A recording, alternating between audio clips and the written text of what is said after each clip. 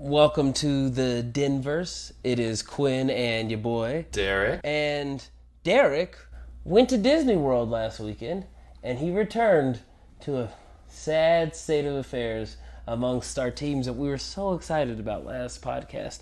If you're going to go anywhere, you'd think that the Magic Kingdom could give you more luck, and instead it backfired. No, you were the luck. We needed you in city limits. Both the Colorado Avalanche and the Denver Nuggets were eliminated in the second round, both Game 7s of their respective sports conference playoffs. And while it's disappointing, I think we already reached the amount of optimism that's necessary to call both seasons a success. But, God, it would have been cool to still be talking about them, now wouldn't it? It would, and I mean, there was still more experience to be gained. The Avs were in a situation where if they would have won, they could have won it all. Like, they were in a situation where they could have won it all. And the Nuggets were in a situation where if they had won, they were hoping to make the series go to 6 games.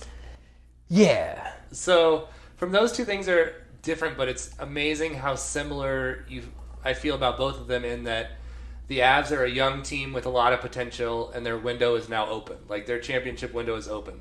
The Nuggets are a team with a lot of potential. They finally made the playoffs. They may be a year behind the Avs. I don't know if next year is the championship window being open, but it is opening. Yeah.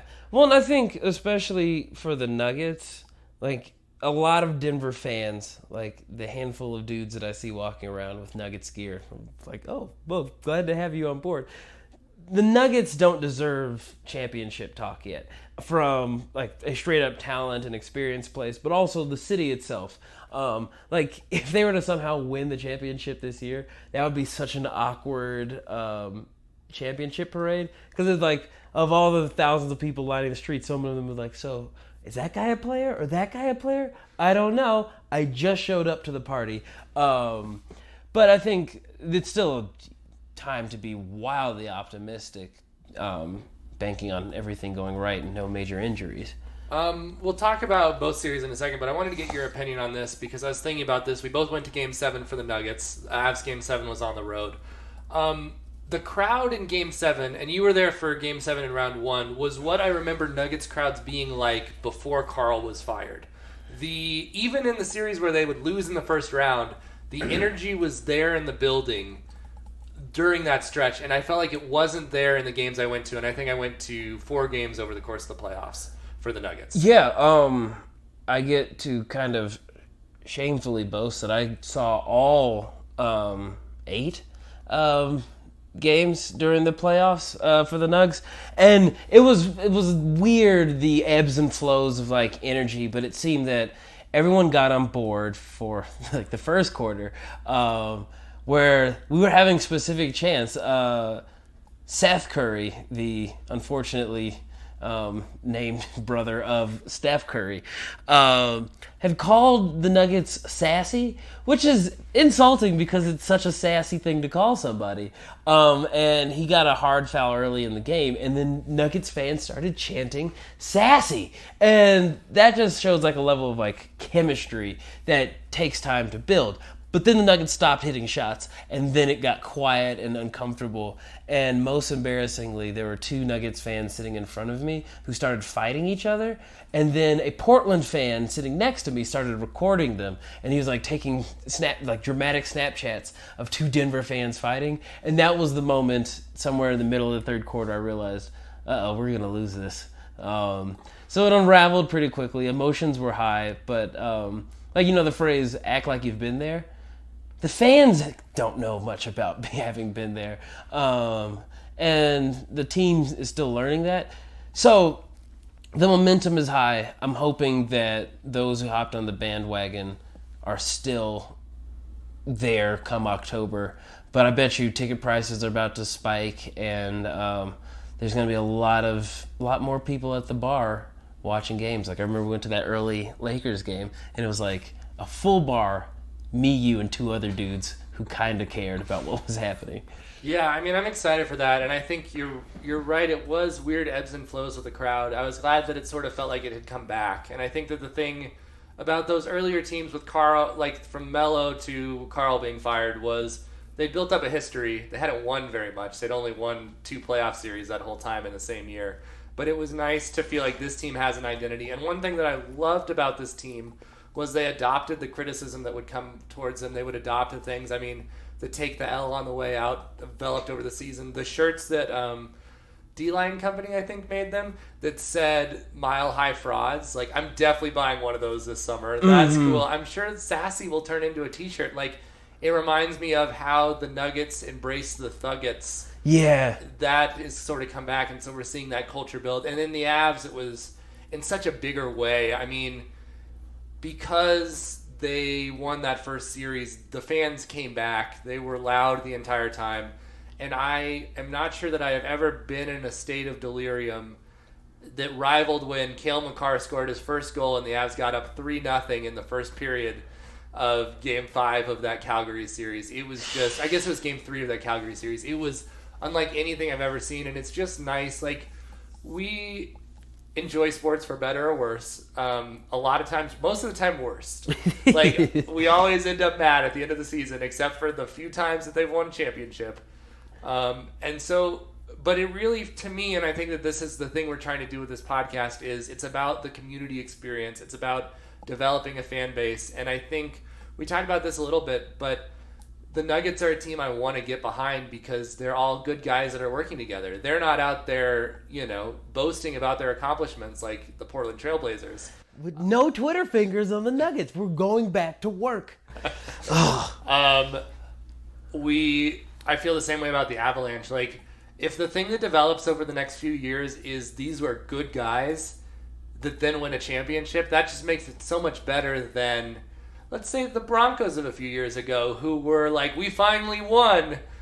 You've been disappointing us, and we've been frustrated with you for years, and there was the weird Manning Osweiler thing. I'm not saying that wasn't fun, but it didn't feel like it was building to that. It felt like it had fallen down, and then out of nowhere they won a championship. Yeah, the Broncos definitely, like 2013 was the year where all the hype was there, and then to get just slaughtered, their loss gave credence to Seattle and like the Legion of Boom, and it really hurts when you become a notch on another team's belt. But yeah, this is like the rise is happening. Elevate was the tag of the Nuggets. And then like on Altitude Sports, I loved the tag for the Avs was nothing but guts. Like, you can get behind that. That is like folk hero status.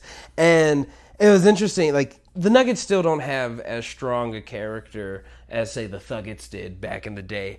Because it's hard. It's a international mix of dudes, and they're all like, just like, yeah, kind of good guys. But in the Portland series, I'll preface this by saying, like, I have no hate against the Portland Trailblazers team and organization. You're fans, you're whack babies, and I hope that we have a rivalry for years to come with y'all. But your window's closing faster than ours, so boom. But they really started to hate Jokic because they were saying, oh, he's playing dirty, he's going after Kanter's shoulder. And it happened really fast, but like the Batman line, like, either you die a hero or live long enough to see yourself a villain. I like that people don't like Jokic. Like, you can call him big and goofy, but he's going to whoop your ass in the paint for damn near 48 minutes if need be. And so I like, and he's taking on that character a little bit more too, because he got in the face of a couple people. Myers Leonard, your name is Myers, bro. I tried to turn that into a chant too. Your name is Myers. I can't believe that didn't work. It's, bro, section 342. I was trying to get hype, and it's hard to build a little bit, but they now have the experience of 14 playoff games, 2 Game 7s, and having lost a really winnable game just because they didn't execute. They didn't get beat. They just stopped hitting shots for way too long. But I think, pray everyone gets healthy. Michael Porter Jr. is an awesome wild card to have. And I think the team thinks Jared Vanderbilt's a wild card that we're not talking about too. True. Oh, yeah, I mean, Jared Vanderbilt, he could be the heir apparent to Paul Millsap, who I honestly hope that the Nuggets re-signed.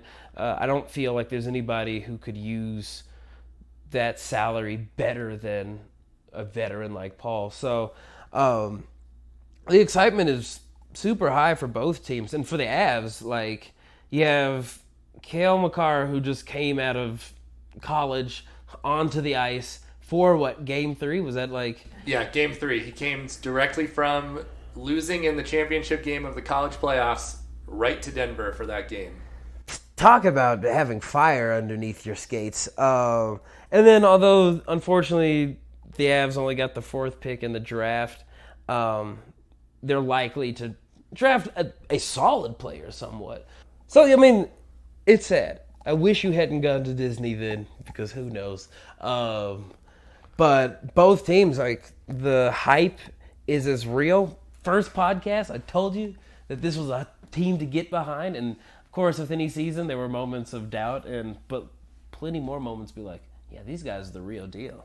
And I think the other thing is they kind of ran out of gas. They hadn't ever played this many games. I mean, Jokic said they played 100 games, which I guess he was talking about preseason too. Yeah. So, yeah, that's a lot more games. They know what this is like now. I mean, we always knew that you can't just go from being a bad team to a championship team. The Warriors, it took 3 years. It took the season that they beat the Nuggets, and then they didn't really take the step the next season. No. And then they fired Mark Jackson, and then they were the championship team. And so I think that that's a good thing to keep in mind. The thing is, there's never been a championship contender in Denver, and there's a chance now. Like, we saw what that can be like. The big question mark is Jokic that guy? And he is. He can do that. And as you were talking about, the thing about Jokic is he does so many impossible things that, of course, fan bases are going to hate him. We hated Manu Ginobili because he could make that shot. We hate when when Steph Curry makes that shot. And so that is part of being unique in your skill set and impossible to stop is people hate you. Yeah. And I think that is something that Jokic is just going to have to learn. And we're going to have to evolve as a fan base. I think Murray coming up short, especially in Game 7, I think he was hurt, but at the same time, that is a huge motivating factor for him. I think Harris played the exact game that I want him to play from now on, and I think that that's great. 15 points, great defense is perfect for him. Yeah, and I think that's really hard because the Nuggets have been so good playing their roles. I think he was 6 of 12 shooting that game. Yeah. Compared to Murray's 4 of 18. And so I would love to see just a bit more shifting. Like, say, if one of the guards is not having a great game, go ahead and take a couple extra shots. I feel they got really stuck in the idea that Murray, Jokic played the pick and roll. But both of them just look so tired. Like, all of Murray's shots. Yeah, I think he was hurt and just tired because his shots were so short, just didn't have that spring to it. But, like, give Gary the ball and, like, let's see him be a shot maker a little bit more because he has all the athletic tools to make it happen. So, again, fingers crossed, as long as people stay healthy and, like, they're not going to get a great draft pick, but you just never know in the NBA, like, who could end up being, like, Tim Conley, if he doesn't go to Washington before the draft. Just stay with us, Tim. There's nothing but optimism, which is amazing, coming from Nug Life. Well, and the Nuggets don't have a pick at all. Oh, they don't have a pick at all. Okay. No. They traded it for Fareed. They traded first round for Fareed. Right, or, right. I'm sorry, with Fareed. For Fareed, with Fareed. And I don't think they have a second round pick. But I'm okay with that for this year. Yeah. I mean, it's interesting because the questions are, do they throw a Hail Mary and get a big guy? Which I don't think they're going. Like, I don't think Kevin Durant's coming here. No. I think you do whatever. If he just was like, fine, I'll come to Denver. This is dumb. This is a dumb conversation that I'm having with myself right now. But just like this idea, if one of the top guys is like, you know what, I'll go to Denver. You do whatever you can, and I feel like Connolly will do that if he stays, as you're talking about. Totally, yeah. Otherwise, you don't have to do that much this year, other than hope that you can develop Morris and Beasley more. They were two letdowns in the playoffs, only because they had played so much better throughout the course of the season. But Even for bench guys, that's a slog of that many games. And, I mean, I don't know exactly how many games they both played in the D-League when they were playing there, but if you think about competitive basketball that they would have played, which would have been in college, you don't play more than 40 games, even if you're as good as they were. Yeah. And just the jump to having to play a whole second season, basically, at a competitive level. Your minutes are changing all the time. There was the weird Isaiah Thomas thing. I do think they'll make that step. I think it was important that they got this. Everyone on this team has a motivation factor, which is great, which is what you want. Maybe Paul Millsap doesn't, because I think we saw what Paul Millsap can be.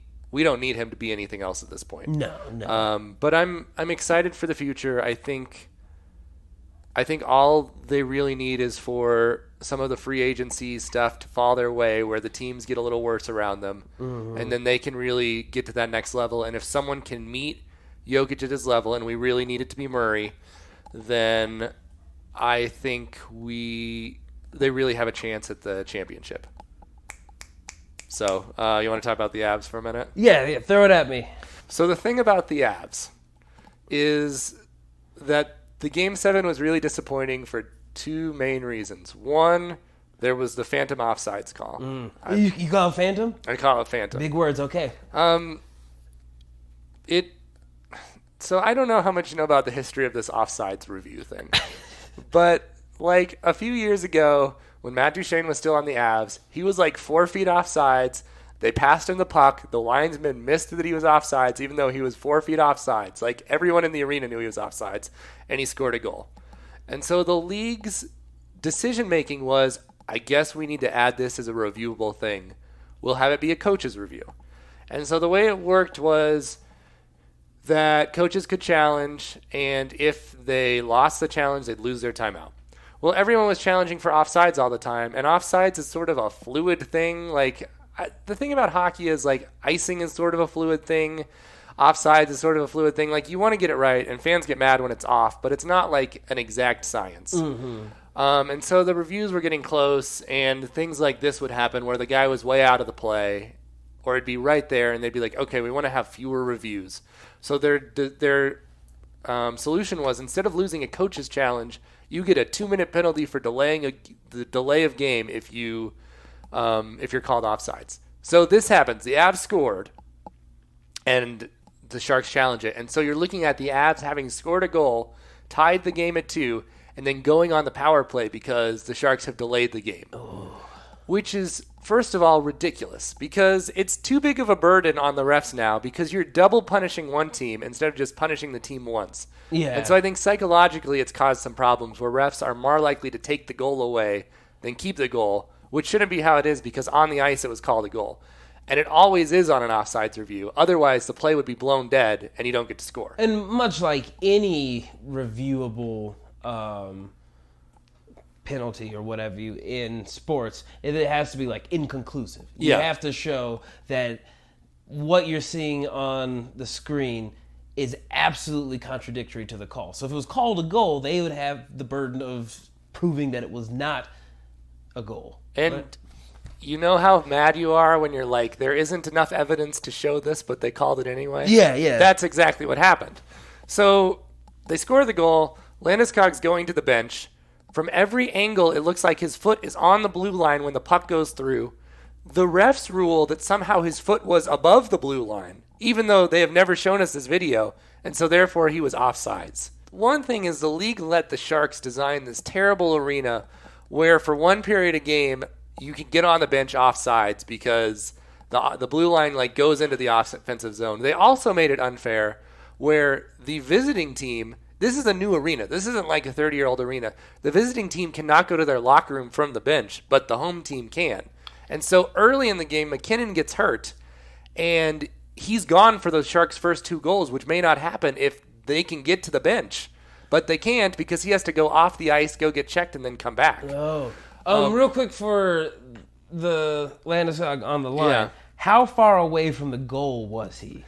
He wasn't the one who scored the goal. No, he wasn't the one that scored the goal. He was on the other side of the ice from this happening. So this was happening on the other side of the ice. It had no bearing on the play at all. And the thing is, so I know you've watched some hockey games. There are often 6 guys on the ice where you'll have 5 guys on the ice and there'll be 1 guy on the bench. Mm-hmm. The NHL calls a penalty if the puck gets tangled up with one of the guys coming to the bench or there are 6 guys actually skating.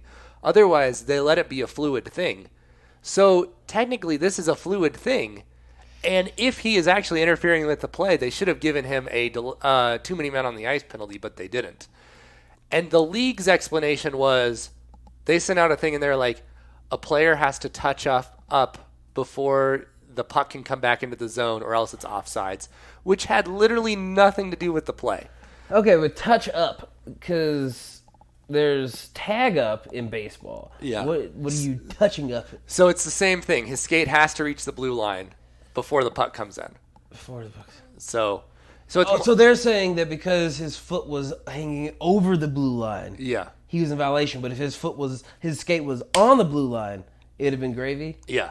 Bro, that's... But you can't even see that his foot was up. Like, there's no angle that shows that his foot was not on the ice. So there's mysterious film that the league has. Yes. That none of the public... Whoa, dude. And the Sharks, for the second time, get a Game 7 break their way. Because in the last time, they got a 5-minute penalty that shouldn't have been 5 minutes because it's not in the rule book as 5 minutes. And so they got a 5-minute penalty, and 5-minute penalties don't expire. So they got 4 goals on the 5-minute penalty. And that's how they advanced. So no, there's too much clarification. I won't do this to you now. So how does a 5-minute penalty, which time is usually increments of seconds, so 5 minutes should end after 300 seconds. So on a minor penalty, when you score a goal, the penalty expires. So if the Avs score 5 seconds into a power play, the power play is over. Oh, okay. On a major penalty, the penalty does not expire, and so you get all 5 minutes. Which, there's an interesting thing, I think it was 60s or 70s, the Montreal Canadiens were so good at power plays that they actually changed the rule for them. It used to be 2 minutes no matter what, and then they were like, the Canadiens are scoring 3 goals on this 2-minute power play. We have to change the rule. And so they changed the rule for that.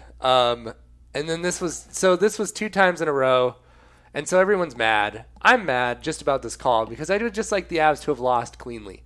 They probably were not the better team in that game, but they were. There was just this ambiguous thing that we'll be mad about as Avs fans forever. Yeah, it was the Raheem Moore of this playoffs.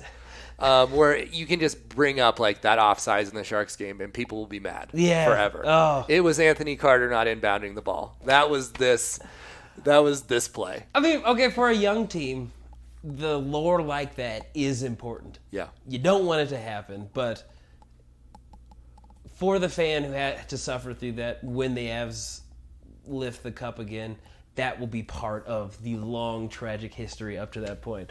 But gosh, dude. And the thing I will say is that the Avs handled it really well. Landeskog said, I should have done it differently, which he should have. Like, he knew what was going on. He shouldn't have, like, tried to enter right there. Mm-hmm. He should have jumped over the boards. And a linesman was quoted as saying he will get every call for the rest of his career because he didn't go after the refs on that call. Bednar was like, I don't want to talk about the call. So they did sort of the thing we're talking about. They were the good guys when they could have been the bad guys and just completely thrown the league under the bus. The Knights definitely did not handle it as well when they got the 5-minute penalty that cost them the series. So it was disappointing, but I really like where the Avs are. The thing that happened late in the series too was Comfort and Jost played really well. And they're sort of your Beasley Morris secondary scoring that you need on a team. And they look like they can really step up. And I think it will shift the Avs' priorities a little bit, where they may be able to focus a little more on their defense in the offseason than just like trying to get as much scoring with free agency.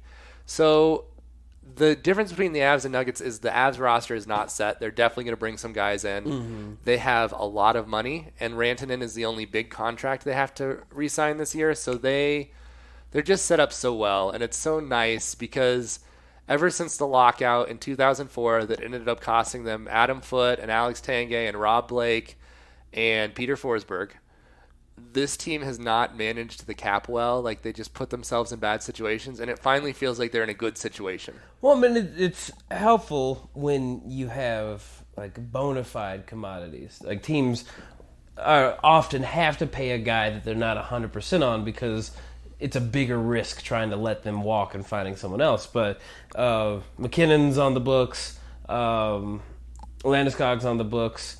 Barry's on the books. He's on the books for one more year, I think, and they may re-sign him depending on what they do in free agency. The one thing that is looming over all of this is Seattle is expanding after this season, and so the Avs will lose a player probably, but there are ways to get around that. So the franchise is freaking out because if they hadn't played Makar this year, he wouldn't have been eligible for the draft, but now he is. But a lot can happen between now and then. The one anchor that they have in this is that Johnson has a no-trade clause, so they would have to buy him out to not protect him, which I don't think they want to do, but it is sort of there. But they could also trade draft picks. There are a lot of options.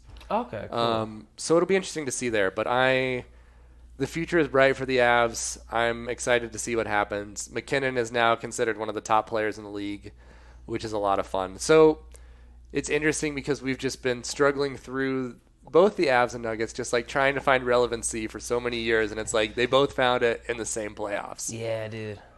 Oh, well, I mean, cheers to you boys. Thank you for 2 amazing seasons, and many more to come, fingers crossed. So the Denver Broncos started minicamp, and the Broncos media exploded with storylines. As if they haven't been making up storylines this entire time, regardless. But I love how predictable the storylines are, and the first predictable thing for me was Flacco is not going to mentor Drew Lock, which was weird in its asking. I don't know if you saw the asking of it, but he was like, what are you going to do with Lock? And he's like, I really think that Lock needs to learn from the playbook, but obviously I'll be here from the offensive coordinator. And then he was specifically asked mentor. And Flacco was like, no, that's not my job. I'm the starting quarterback. So storyline of the week. We got our storyline of minicamp. Oh, great. The never-ending drama that is Broncos football. Are we even in minicamp? Are we in OTAs? I think it's OTAs. Okay. Minicamp is summer, isn't it? I think it may be next month. Anyways, whatever we're in. Yeah, there's now actual activity at Dove Valley. Yes, people were there. There was Mike Kliss had the great tweet when the Nuggets went out. Now we're going to finally get to see the I don't know how to say that guy's name. Scarangelo? The offensive coordinator, whose name we will learn, I'm sure. We're finally going to get to see his offense this week, so perfect time for the Nuggets to lose. So Broncos still rule the day. But we like the Broncos. I like the Broncos. Yeah. I don't like Broncos coverage all the time when it overshadows the first time in 6 years being in the playoffs. I feel that should take precedent. But nonetheless, when we last talked specifically about the Broncos, it was, oh shit, Joe Flacco is now a Denver Bronco. Ain't that weird? Now he is like our bona fide starter. We have a highly touted draft pick in Drew Lock, second rounder, which you gave a thumbs up to because no one wanted John Elway to draft a quarterback in the first round, but he got a solid guy in the second round.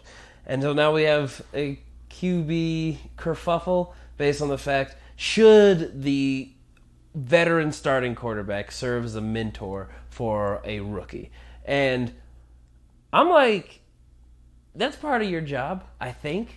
If your goal is to make this team as good as possible, why wouldn't you help the young kid? But you first said that it was dumb to even ask the question. Yeah, I think if Flacco has some time on his hands, sure, I guess he could help. But he's worried about winning. And that's the thing, like, football is all about looking over your shoulder to see who's going to take your job. You don't bring in a quarterback to be the veteran leader on a team in that way. He's the leader on the field. He's not the leader off the field. I've heard Chad Brown talk about this, where he was the veteran off the field who could show guys what it was supposed to look like. I think that that's great for that. I think, Ware did that with Von Miller. You do want to have that legacy in other positions, but the only thing that happens in quarterback is a competition. True. But it would just be, to me, if we're in a situation where Drew Lock is challenging Joe Flacco for the starting quarterback, things have gone terribly wrong. And in those 16 games, the Broncos small star that is trending upwards would have absolutely crashed and burned by that point. And you think there's no way that's going to happen? I don't think so. I don't think. Oh. I don't think. I think the Broncos roster is good enough where they're not going to suck. Joe Flacco is kind of a wild card because he just got replaced by rookie, and that's also another thing. He just had a question about that in Baltimore with Lamar Jackson. Are you going to mentor him? And Joe really didn't get a chance to because he played poorly, got hurt, and then Lamar Jackson took them to a unmemorable loss in the playoffs. So I get it, but I'm just like, if you're on the team, that your job should be to help the team be as good as possible. The other thing, I guess, that I don't know, and I guess I'd like to hear a quarterback talk about this. What kind of mentoring does he need exactly? True. That's the thing. Like, he's played at a major college program. If he can't figure out how to be an NFL quarterback on his own, I don't know that I want him to be the NFL quarterback. Like, if the hardest thing he has to do is figure out how to do that. True. With a coaching staff that's supporting him, with other veterans. Like, it's not like John Elway's going to be like, just go do whatever you want. Like, clearly I can't show you how to be an NFL quarterback. Like, I don't know if it's even an issue because I don't know what the issue is. Well, I think about it like John Elway, Tommy Maddox are like the 15 guys who backed John Elway up, and then Peyton and Brock Osweiler. Elway and Manning did not mentor their backup quarterbacks, and look where the Broncos ended up as soon as they retired. And so I would just love continuity from the coaching staff. Like, if our major coordinators and our coach can keep their job for 2 seasons, that would be phenomenal. And, I mean, Joe Flacco has been a good, competent quarterback. If our second-round pick and Drew Lock in a really weak quarterback draft class could play to Joe Flacco level at any point in his career, that would be a win for me. But I feel like there's no right place to get all those skills that are needed to be a quarterback in the league. And maybe one of the best places is someone who's already done it. So I don't know if it's like, oh, no, you should throw the ball like this. But more so, like, I want to see them sit down over a steak dinner and just talk about the league. You know, I remember there was a story last year about who Philip Lindsay's big mentor was coming in. Do you know who that was? Oh, it was Terrell Davis. What? Well, so it was him, but the guy on the team, do you know who it was? It was Chad Kelly. And look how good that turned out. So What? Okay. I don't know. I guess we'll see. If Drew Lock is pulling a Chad Kelly, then yeah, something went wrong. Well, that's Chad Kelly. Perfect. Who was there mentoring him?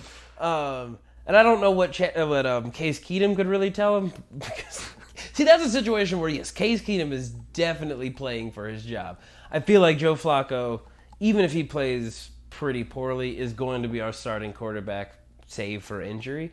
That you don't want to throw Drew Lock into the fire if the Broncos are like 3-9 towards the end of the season.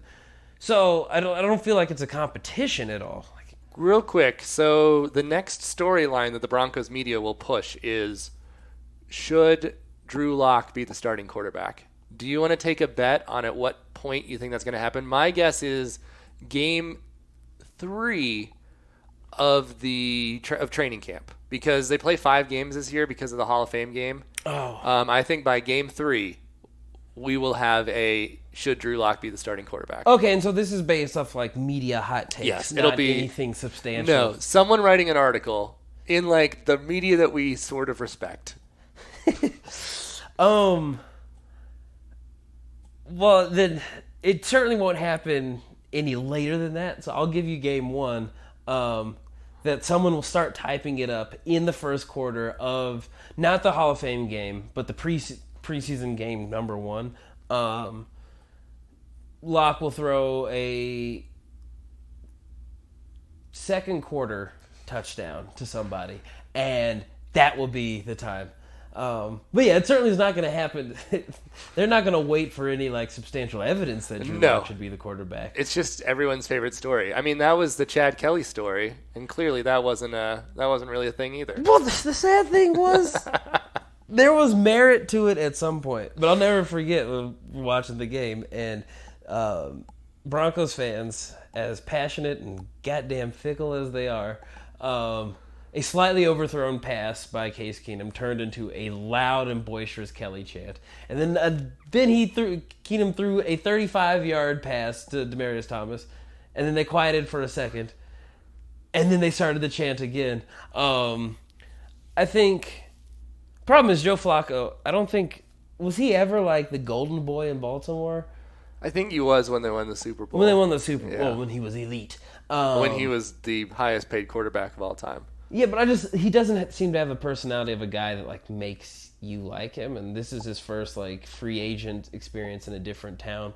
And Broncos fans hated him before he got signed. Yeah, dude, Joe Flacco.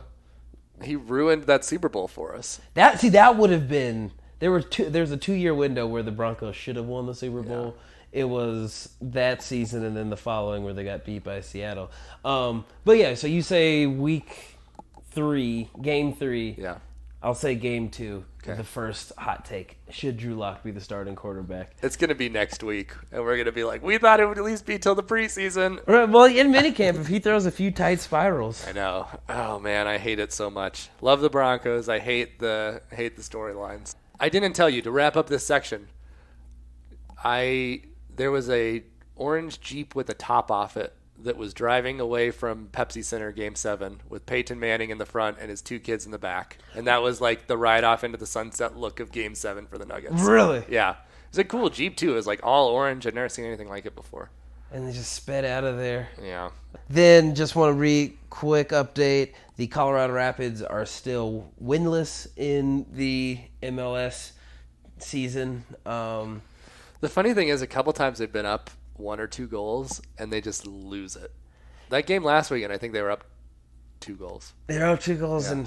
And as you said, it was their coach got fired after he said that they don't have the talent. Yeah, which like the MLS compared to the rest of the world is already there's quite a dearth of talent. So where are these players coming from? And no, Nuggets Game 7, they brought a new like midfielder. For like a newly acquired midfielder to do the first shot.